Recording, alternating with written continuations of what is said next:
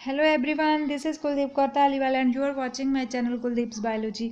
आज की हमारी वीडियो है कि एंजियोस्पर्मिक प्लांट जो कि फ्लावर बियरिंग प्लांट होते हैं वो कैसे अपना पूरा लाइफ साइकिल कंप्लीट करते हैं, इसके ऊपर है ये पूरा वीडियो। और इसके अलावा इस वीडियो में हम सीड डोरमेंसी के बारे में पढ़ेंगे और दो टर्म्स एपोमिक्सिस और एम्फीमिक्सिस के बारे में भी जानेंगे वीडियो के एंड में।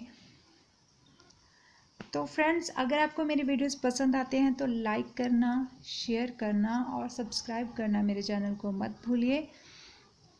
स्टार्ट करते हैं दोबारा से इस वीडियो को कि क्या हमने पढ़ना है आज। एक एंजियोस्पर्मिक प्लांट की लाइफ कैसे कंप्लीट होती है। जैसे कि यहाँ मैंने एक ग्राफिकल रिप्रेजेंटेशन में बना रखा है पूरा लाइफ साइकिल। तो एंजियोस्पर्मिक प्लांट होता है, उसमें फ्लावर भी आएंगे जब वेजिटेटिव पीरियड ख़त्म हो जाता है। वेजिटेटिव पीरियड क्या होता है, जब सिर्फ जो है लीव्स वगैरह होते हैं, फ्लावर नहीं होता, उस पीरियड को हम कहते हैं वेजिटेटिव। और बाद में जब फ्लावरिंग आ जाती है तो उसे हम कहते हैं रिप्रोडक्टिव पीरियड। तो रिप्रोडक्टिव पीरियड में लगेंगे फ्लावर। तो फ्लावर में होंगे इम्पॉर्टेंट दो पार्ट्स, कार्पल और स्टेमन, जो कि रिप्रोडक्शन के लिए बहुत ही ज़्यादा इम्पॉर्टेंट होते हैं, क्योंकि कार्पल जो है वो फीमेल के तौर पे एक्ट करता है और स्टेमन वो मेल के तौर पे एक्ट करता है। कार्पल में ओव्यूल होते हैं। पहले हम कार्पल के बारे में, फीमेल के बारे में जान लेते हैं। कार्पल में 3 पार्ट होते हैं, स्टिग्मा, स्टाइल और ओवरी। ओवरी में होते हैं ओव्यूल्स। और ओव्यूल्स कहाँ पे प्रेजेंट होते हैं? न्यूसेलस में। न्यूसेलस में आगे मेगास्पोर मदर सेल बनेंगे, जिनसे कि बनेंगे मेगास्पोर। और इस ऐसे बनेगा फीमेल एम्ब्रियोसैक। फीमेल एम्ब्रियोसैक जो अल्टीमेटली फीमेल गैमीट oosphere का फॉर्मेशन करता है। और जिस साइन जो है, जो सिंबल है, तो सर्कल और प्लस का साइन जो कंबाइन करके सिंबल बनता है, इसे हम फीमेल का साइन बोलते हैं। और ये वाला जो साइन है ये मेल का साइन है। मैं दोबारा से बना के दिखा देती हूँ। ये जो साइन है ये फीमेलनेस का साइन है और ये जो साइन है ये मेल का साइन है। मैंने ये यहाँ पे भी मेंशन कर दिया है तो आपको ताकि कोई कंफ्यूजन ना हो। तो आगे चलते हैं। पहले हम कार्पल के बारे में देखते हैं कि देख लिया है हमने कि गैमीट में फीमेल गैमीट oosphere बन चुका है। और अब हमने स्टेमन के बारे में पढ़ना है कि स्टेमन के 2 पार्ट्स होते हैं, एक फिलामेंट होती है और एक एंथर होता है। और इसके बाद जो एंथर है उसमें माइक्रोस्पोर मदर सेल्स होते हैं। उसमें माइक्रोस्पोर मदर सेल को एमएमसी भी बोलते हैं। उसमें रिडक्शनल डिवीज़न यानी कि म्यूसिस होगी। म्यूसिस के बाद 4 जो है स्पोर बनेंगे, उसे माइक्रोस्पोर पोलन कहेंगे और वो मेल गैमेटोफाइट के तौर पे एक्ट करता है और मेल गैमीट बन जाता है, जिसे कि हम स्पर्म बोल सकते हैं, मेल न्यूक्लियस बोल सकते हैं। अब हमने देखा कि गैमीट oosphere भी बन चुका है और मेल गैमीट भी बन चुका है और इन दोनों का फ्यूज़न होगा। दोनों गैमीट्स का फ्यूज़न होगा। जब गैमीट्स की फ्यूज़न होती है तो उस प्रोसेस को हम सिनगैमी कहते हैं। सिन का मीनिंग होता है फ्यूज़न, गैमी का मतलब गैमीट्स। तो दोनों गैमीट्स जो हैं फ्यूज़ हो जाते हैं, मिल जाते हैं। फ्यूज़न के बाद जाइगोट का फॉर्मेशन होता है। जाइगोट के बाद वहीं पे एम्ब्रियो का डेवलपमेंट होता है जाइगोट से ही। और वो एम्ब्रियो जिस पे रेडिकल और पेल्म्यूल डेवलप होंगे वो कंप्लीट एंजियोस्पर्मिक प्लांट बना देगा। तो ये था लाइफ साइकिल एंजियोस्पर्म का, जिसे हम ग्राफिकल रिप्रेजेंटेशन के साथ समझा हमने। और इसे हम डायग्रामेटिकली भी समझ सकते हैं, जैसे कि इस फ्लो चार्ट में डायग्रामेटिक लाइफ साइकिल दिखाया गया है एंजियोस्पर्म्स का।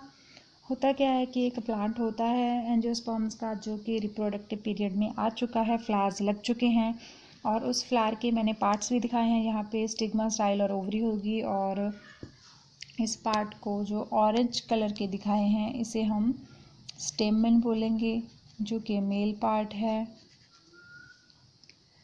और फिर ये है जो मेल पार्ट से, स्टेमन से एंथर किसी इंसेक्ट के थ्रू या फिर किसी और एजेंसी के थ्रू भी आ सकता है, पानी के थ्रू, हवा के थ्रू। तो हाइड्रोफाइट्स में पानी के द्वारा आएंगे।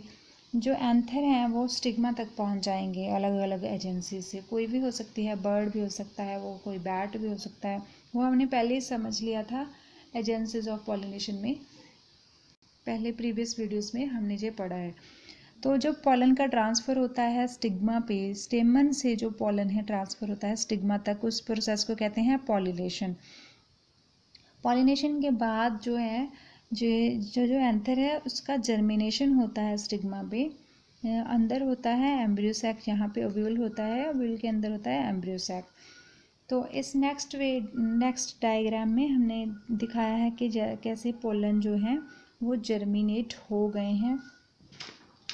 और जो पोलन ट्यूब है, ये पोलन भी जर्मिनेट हो गया है और ये भी, लेकिन फर्स्ट वाले पोलन की जो जर्मिनेशन काफ़ी फास्ट है, उसका पोलन ट्यूब जो है ओव्यूल के तक पहुंच चुका है।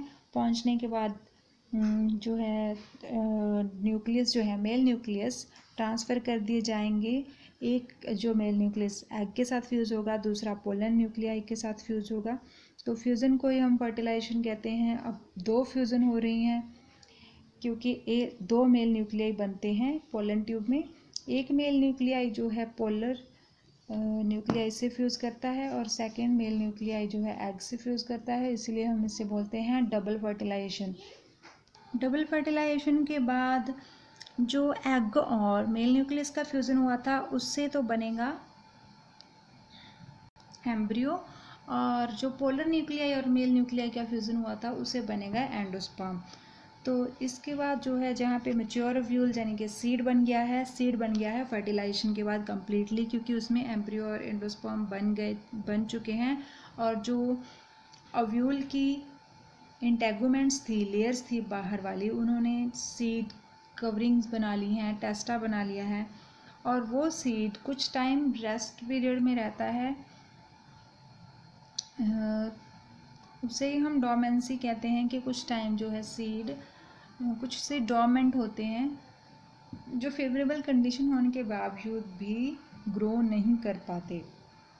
लेकिन जब भी जो सीड डोमेंट नहीं होते, हेल्दी सीड होते हैं और वो इजीली जर्मिनेट कर जाते हैं, जैसे ही फेवरेबल कंडीशन आती हैं, एक खास तरह का टेम्परेचर, लाइट मिलनी चाहिए, पानी मिलना चाहिए, तो वो सीड जर्मिनेट हो जाएगा। सीड जर्मिनेट होने के बाद फिर से वो एक प्लांट बन जाएगा और उसमें पहले वेजिटेटिव पीरियड होगा, लीव्स होंगे, इसके बाद फ्लावरिंग आने लगेगी, फिर से reproductive period, and then again जो है ये सारे का सारा प्रोसेस ऐसे रिपीट होता रहता है।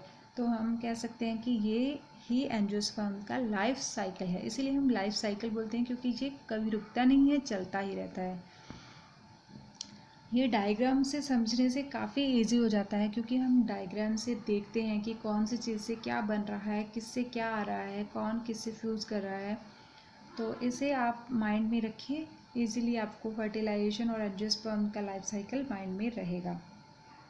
और ये कुछ इंपॉर्टेंट टर्म्स हैं। डॉर्मेंसी किसे कहते हैं, सीड डॉर्मेंसी किसे कहते हैं? State in which seed are prevented from germination even under environmental condition normally favourable for germination. ऐसी स्टेट जो कि सीड को जर्मिनेशन करने से रोके, सीड जर्मिनेट ना हो पाए, हालांकि बाहर जो कंडीशन है फेवरेबल है, टेम्परेचर, लाइट सब अवेलेबल है, पानी भी अवेलेबल है, फिर भी जो सीड जर्मिनेट नहीं कर रहा, उसके कई सारे रीज़न्स हो सकते हैं, जैसे कि टेस्टा सीड कोट काफ़ी हार्ड हो सकती है, या फिर और कोई इकोलॉजिकल या फिर फिजियोलॉजिकल कंडीशन हो सकती है। एब्सिस्क एसिड का डोर्मेंसी में काफ़ी रोल होता है। जब तक एब्सिस्क एसिड की मात्रा ज़्यादा रहेगी सीड में, तब तक वो सीड जर्मिनेट नहीं करेगा, और जब जिब्रेलिक एसिड की अमाउंट जैसे ही बढ़ने लगती है, एब्सिस्क एसिड कम होता है, तो सीड जो है जर्मिनेट कर जाता है। ये कुछ इम्पॉर्टेंट टर्म है। सीड डोर्मेंसी पे अक्सर शॉर्ट क्वेश्चन आ जाता है। और नेक्स्ट टर्म है एपोमिक्सिस। एपोमिक्सिस का मीनिंग होता है कि नया इंडिविजुअल बन रहा है एसेक्सुअल रिप्रोडक्शन के through without involving the formation of fusion of gametes. जहाँ पे सेक्सुअल रिप्रोडक्शन नहीं हो रही, अगर एसेक्सुअली कोई इंडिविजुअल बन रहा है जिसमें फ्यूज़न नहीं हो रहा, फर्टिलाइजेशन नहीं हो रहा गैमेट्स का, तो उसे हम बोलेंगे एपोमिक्सिस। और नेक्स्ट है एम्फी मिक्सिस, जो कि बिल्कुल उल्टा है। एम्फी का मीनिंग होता है बोथ, और मिक्सिस का मीनिंग आप समझ ही गए होंगे। मिक्सिंग हो रही है, दोनों जो हैं गैमेट्स की मिक्सिंग होगी। इसमें सेक्सुअल रिप्रोडक्शन इन्वॉल्व होती है। Formation of individual through normal process, sexual reproduction में दोनों ही गैमेट्स पार्टिसिपेट करते हैं। और मियोटिक फॉर्मेशन होती है गैमेट्स की। गैमेट्स जो है मियोसिस के बाद बनते हैं, तो और उनका फ्यूजन होता है, फर्टिलाइजेशन प्रॉपर होता है। इस प्रोसेस को हम कहते हैं एम्फीमिक्सिस। तो आप एम्फीमिक्सिस को सेक्सुअल रिप्रोडक्शन और एपोमिक्सिस को एसेक्सुअल रिप्रोडक्शन की तरह समझ सकते हैं। ये थी हमारी आज की वीडियो। तो वो आपने क्या करना है, हमारे 2 चैप्टर जो हैं कंप्लीट हो चुके हैं। अगर आपको लगता है कि उनमें से कुछ भी बचा है, रह गया है, आपको समझ में नहीं आया, तो मुझे कमेंट करके बता दीजिए, मैं उस पर वीडियो बना दूँगी। और अगर आपको पिछला भी कुछ समझ नहीं आया तो आप मुझे कमेंट बॉक्स में लिख के भेज सकते हैं। और जी बायोलॉजी है तो डायग्राम्स आपको प्रैक्टिस करनी पड़ेंगी। डायग्राम्स अगर आप समझ के करेंगे, प्रैक्टिस करेंगे, तो आपको बायोलॉजी में स्कोरिंग भी अच्छी होगी। इसमें कुछ भी रट्टा लगाने की ज़रूरत नहीं है। सब प्रोसेसेस बड़े इजीली समझ में आती हैं। कुछ भी ऐसा नहीं है जो हमें बार बार बोल के याद करना पड़े। तो आप प्रोसेसेस को समझिए और फिर वो अपने आप आपको लर्न हो जाएंगी। इसके बाद मैं आपका एक ऑनलाइन टेस्ट करूँगी ऑर्गेनाइज। पहला वीडियो में सिर्फ मैं क्वेश्चन बताऊँगी। अगर आपको कोई प्रॉब्लम होगी तो मैं उसे एक्सप्लेन कर दूँगी, उन क्वेश्चंस को नेक्स्ट वीडियो में एक्सप्लेन कर दूँगी। पहले वीडियो में सिर्फ आपको क्वेश्चंस दूँगी, ठीक है। So that's all friends, thanks for watching my video. Share and subscribe my channel because sharing is caring. जल्दी मिलेंगे नेक्स्ट वीडियो के साथ, तब तक टेक केयर, बाय बाय।